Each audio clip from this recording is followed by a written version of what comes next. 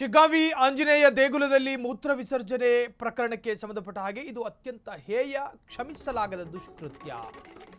ಶಿಗ್ಗಾವಿ ಆಂಜನೇಯ ದೇಗುಲದಲ್ಲಿ ಅನ್ಯ ಕೋಮಿನ ವ್ಯಕ್ತಿ ಮೂತ್ರ ವಿಸರ್ಜನೆ ಮಾಡಿದ ಪ್ರಕರಣ ಇದು ಅತ್ಯಂತ ಹೇಯ, ಕ್ಷಮಿಸಲಾಗದ ದುಷ್ಕೃತ್ಯ. ಆತ ಕುಡಿದ ಮತ್ತಿನಲ್ಲಿ ಈ ಕೆಲಸ ಮಾಡಿದ್ದಾನೆಂದು ಅನ್ನಿಸುತ್ತಿಲ್ಲ.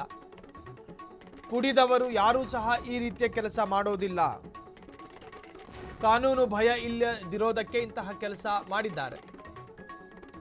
ಆಗಸ್ಟ್ 26ರಂದು ಶಿಗ್ಗಾವಿ ಬಂದ್ಗೆ ಪ್ರಮೋದ್ ಮುತಾಲಿಕ್ ಕರೆ ನೀಡಿದ್ದಾರೆ. ಶಿಗ್ಗಾವಿ ಬಂದ್ಗೆ ನಾವು ಸಂಪೂರ್ಣ ಬೆಂಬಲ ಕೊಡ್ತೀವಿ. ಶಿಗ್ಗಾವಿ ಪ್ರದೇಶದಲ್ಲಿ ಒಬ್ಬ ದುಷ್ಕರ್ಮಿ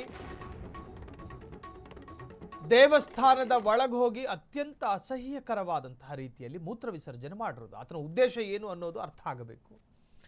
ಅವಮಾನ ಮಾಡುವುದಕ್ಕೆ ಅಥವಾ ಮತ್ತೊಂದು ಧರ್ಮದ ಧಾರ್ಮಿಕ ಭಾವನೆಗೆ ಧಕ್ಕೆ ತರುವಂತಹ ಅತ್ಯಂತ ವಿಕೃತವಾದ ಮನಸ್ಥಿತಿ ಆತನದ್ದ, ಅಥವಾ ಅಲ್ಲೊಂದು ಕೋಮುಗಲಭೆ ಸೃಷ್ಟಿ ಮಾಡೋದಕ್ಕೆ ಆತ ಹುನ್ನಾರ ಮಾಡ್ಕೊಂಡಿದ್ದ, ಇವೆಲ್ಲವೂ ಕೂಡ ತನಿಖೆಯಲ್ಲಿ ಅರ್ಥ ಆಗಬೇಕಾದ್ರೆ ಈ ತರಹದ ಕೃತ್ಯವನ್ನ ಕುಡಿದವರು ಕೂಡ ಮಾಡೋದಿಲ್ಲ.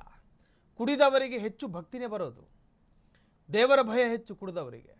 ಸೊ ಈತ ಅತ್ಯಂತ ವ್ಯವಸ್ಥಿತವಾಗಿ ಆ ಅನ್ಯ ಏನು ಧರ್ಮದ ಧಾರ್ಮಿಕ ಭಾವನೆಗೆ ಧಕ್ಕೆ ತರೋದಕ್ಕೆ ಹೋಗಿದ್ನ ಗೊತ್ತಿಲ್ಲ. ಈ ಬಗ್ಗೆ ಪ್ರಮೋದ್ ಮುತಾಲಿಕ್ ಕೂಡ ಆಕ್ರೋಶವನ್ನು ವ್ಯಕ್ತಪಡಿಸಿದ್ದಾರೆ.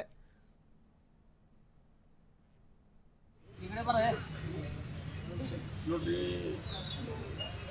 ಇದು ಅತ್ಯಂತ ಹೇಯ ಕೃತ್ಯ, ಶ್ರಮಿಸಲಾರದಿರುವಂಥ ಕೃತ್ಯ. ಎಷ್ಟು ಉದ್ದಡತನ ಇರಬಹುದು. ಇದು ಎತ್ತರ ಸ್ಥಳದಲ್ಲಿದೆ, ರಸ್ತೆಗಿಂತ ಎತ್ತರ ಸ್ಥಳದಲ್ಲಿದೆ.